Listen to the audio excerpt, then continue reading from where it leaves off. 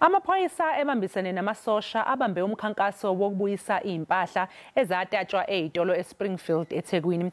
Lomkhankaso uholwa ngamaphoyisa omkhandlu weTheku. Ukuthola kabanzi ngaloludaba sixhumana nentatheli yezindaba zeSABC uThulani Msimanga ehambisana nomthwebuli wezithombe uThulani Ngcobo. Thulani, sikwamukele endabeni zasemini, sitshele uhambe kanjani noma uhamba kanjani lomkhankaso, zinjani izimpahla ezitholakele nanokuthi abomthetho bamukelwe kanjani umphakathi.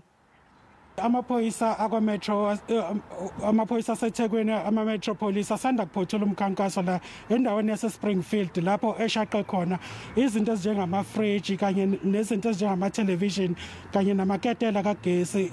Amaphoyisa ke afice abanye babantu abasolekayo sebezibeke emgaqweni lezinto ekusola ukuthi bazitshontshile bahamba nazo. Lapho sikhona nje manje ila amaphoyisa aphothule khona umkhankaso wawo endaweni ithile ezishaya SABC nakhona afika TV athatha namafridge amabili akushaqa kanye nomnikazi womuzi bahamba naye bamfaka imibuzo ngoba kuthola nezingaphezulu kwama TV nokunye utholakala nesibhamu esisazohamba siyohlola amaphoyisa nanokuthi bazozomfaka imibuzo. Amaphoyisa kasephothulile umkhankaso wawo ke lezinto ezithathwe lapha ngamaphoyisa zanyiswe estation samaphoyisa saseMayville esikhona eduze khona lapho ukuze ziyohlolwa kahle izothi manje seyihloliwe ke zanyiswe ziyobekwa endaweni lapho kuqoqelwa khona zonke izinto ekusola ukuthi zintshontshiwe khona. Umkhankaso wamaphoyisa njengoba ngishilo usuphothululeke njengamanje noxolo.